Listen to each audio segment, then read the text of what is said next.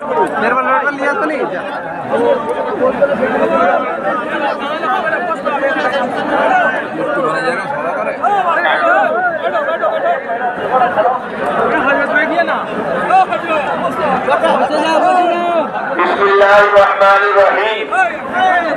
নবী সাল্লাল্লাহু আলাইহি সাল্লাম নিষ্কলুষ জীবন দর্শনকে কালিমা মুক্ত করা চলবে না।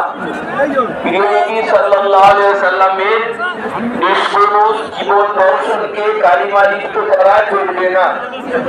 এই মর্মে আজকের সভায় যে প্রতিবেদনটা আপনাদের করে শোনাচ্ছি, আল্লাহ রাব্বুল আলামিন পৃথিবীর সর্ব জগৎ তিনি জগদীশ্বর। একটু বসে যাই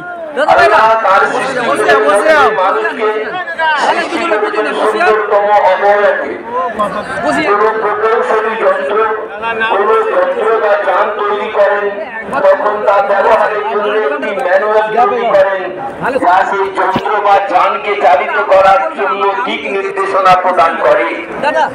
করুণাময় আল্লাহ মানুষকে সৃষ্টি করার পর 24,000-এর কম বেশি নবী রাসূল পাঠিয়েছেন। আদম সন্তানকে রব্বুল আলামিন মনোনীত দ্বীনের মাধ্যমে সঠিক পথে পরিচালিত করার জন্য, সঠিক দিক নির্দেশনা প্রদান করার জন্য হযরত নূহ আলাইহিস সালাতু ওয়াস সালাম যাকে মনু বলা হতো, হযরত মুসা আলাইহিস সালাম যাকে মোজেস বলা হতো, হযরত ঈসা আলাইহিস সালাম যাকে যিশু বা ইয়েশু বলা হতো, আল্লাহর বার্তা বহন করে অদ্ভুত মানুষদের হিদায়াতের পথ দেখিয়েছেন। এরই ধারাবাহিকতায় সর্বশেষ নবী হযরত মুহাম্মদ মুস্তাফা সাল্লাল্লাহু আলাইহি ওয়াসাল্লাম 570 খ্রিস্টাব্দে শান্তির নবীর বার্তা নিয়ে ধরার বুকে আগমন করেন। কুরআন মাজিদের সূরা আম্বিয়া আয়াত নম্বর 107 আল্লাহ ইরশাদ করেন, আমি আপনাকে বিশ্ব জগতের জন্য রহমত স্বরূপ প্রেরণ করেছি।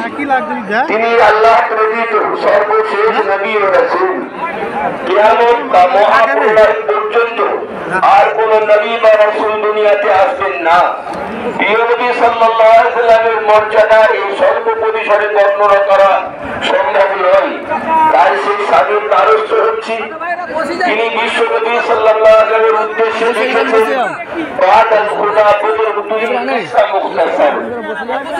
অর্থাৎ আপনার মর্যাদার কতটুকুই বলতে পারবো, সংক্ষেপে এতটুকুই বললাম, আল্লাহর পরেই আপনার স্থান। নবী কাজী নজরুল ইসলামের ভাষায় আল্লাহকে যে পাইতে চায়, হযরতকে সে ভালোবেসে, আরশ কুরসি লৌহ কলম নাই চাইতে পেয়েছে, এনে দেয় নাই চাইতে পেয়েছে সে। দয়ার নবী সাল্লাল্লাহু আলাইহি ওয়াসাল্লাম জগৎবাসীকে শান্তির সৌভাতৃত্বের যে অমীয় বাণী শুনিয়েছেন, তার অনুরণন আজও হৃদয়ে গভীর প্রশান্তি এনে দেয়। প্রিয় নবী সাল্লাল্লাহু আলাইহি ওয়াসাল্লাম দয়া, ক্ষমা, করুণার ভালোবাসাকে দৃষ্টান্ত স্থাপন করেছেন। তা আজও নবী Michael Hart, Sir Thomas Carlyle, Major Arthur Leonard, Karen Armstrong, Lord বার্নার্ডের মতো পশ্চিমা দার্শনিক বুদ্ধিজীবীদের লেখনী তার প্রশংসায় কোনো কার্পণ্য করে না। স্বামী বিবেকানন্দ